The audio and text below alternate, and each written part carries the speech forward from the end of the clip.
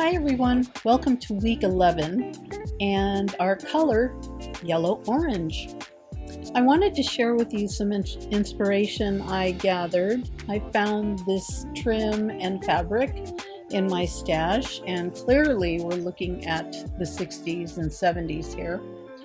And I took the color wheel, and as you can see, the tint, tone, and shades are also represented in the fabric, and I thought that was really neat.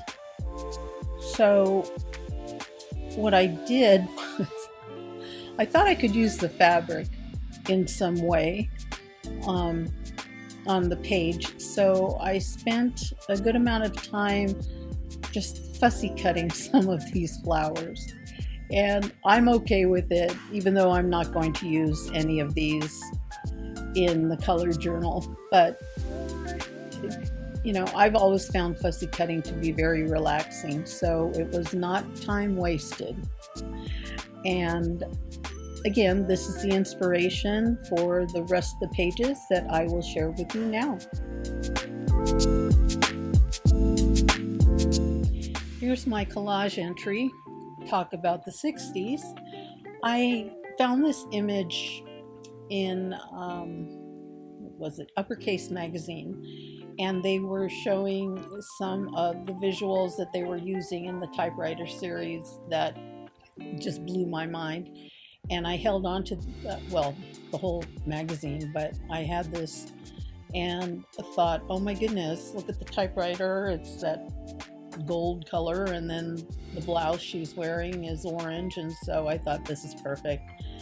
I added a piece of wallpaper there on the left that is probably from the 60s or 70s, and then to the left of that is just paint on deli paper that I added for contrast, and then the caption that says, "I see myself." It's very stark and clean, no need to add anything else. I love it as it is, and I hope you do too.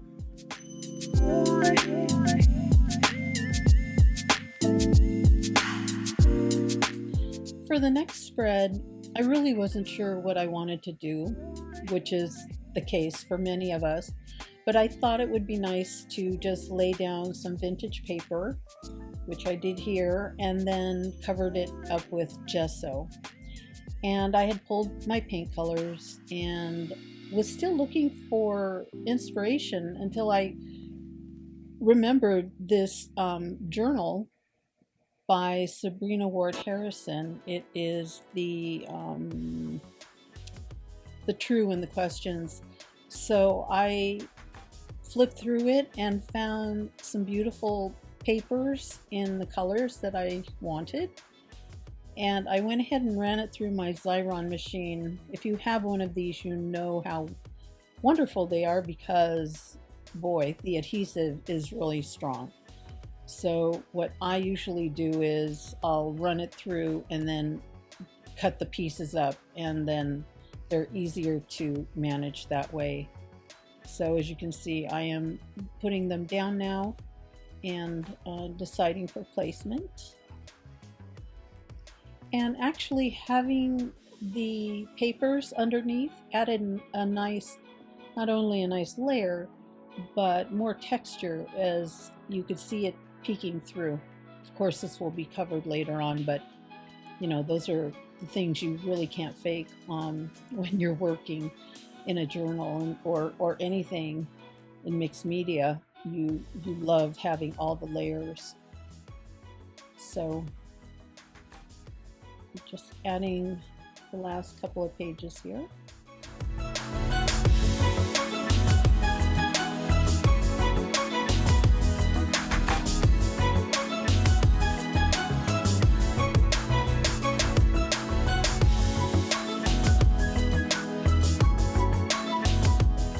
And now it's time to add some gesso for more texture and to push back the bright colors.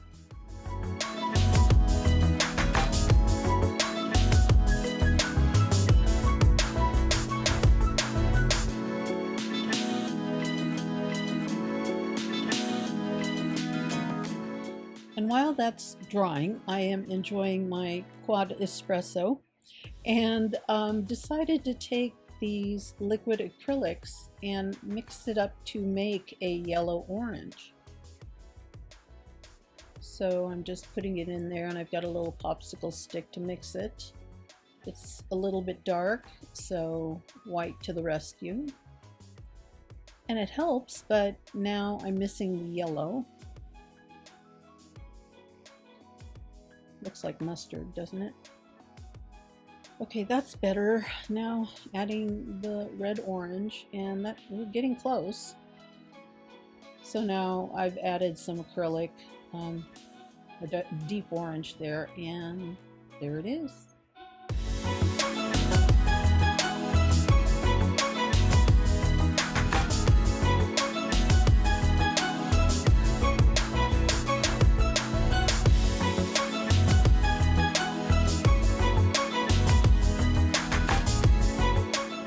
Yes, friends, I'm really sorry.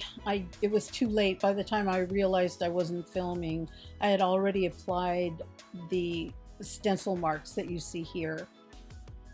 And at this stage, I'm not too crazy about it. I mean, I like the design. If anything, it kind of has that mod retro look to it. So I decided to add some gold. And it's very subtle, but it's there. I know it's there. So I'm going to continue with this and just follow along and see where this goes next.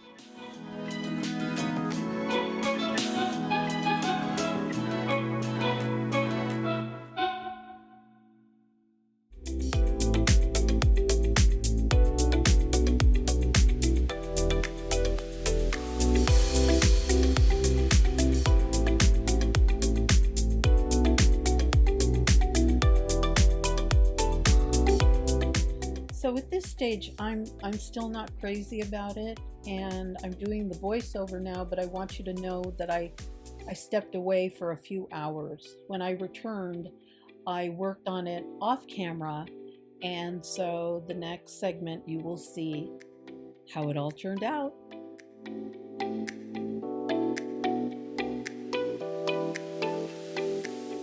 Okay, seriously? All right, bear with me. The only thing I did was add 3 things. It needed something, so I took a fine line ballpoint pen and I squiggled that frame around the 2 pages. And it didn't do much, so I took a Crayon d'Ache crayon in orange and then went over, did more scribbles, and then I took a wet paintbrush and activated both the ink and the crayon, and then I got that wonky frame. I added the image, which is also in the journal by Sabrina Ward Harrison. I wasn't too sure about adding that 3rd color of green, but you know what? I love it. It anchors it. Well, I love this image, but it anchors everything, for me at least. And then I just completed the sentence there on the right by adding a couple of phrases by Tim Holtz, and that's it. And you know what? As wonky as it is, it's growing on me. I really love it. I mean, my work can be, well, it could be very plain and simple, and then the extreme, really crazy. And so anyway, that is it for the color yellow orange. I had a lot of fun. For me, this color is very nostalgic. It reminds me of my childhood. I think I might have mentioned orange is one of my favorite colors. It was back then, and it certainly is now. And I hope you'll join us. Why don't you make something with yellow orange, and be sure to tag Claudette and myself. And that's a wrap for this week. Hope you enjoyed the video, and we're looking forward to next week when we tackle another color. And until then, take care, everyone. Bye-bye.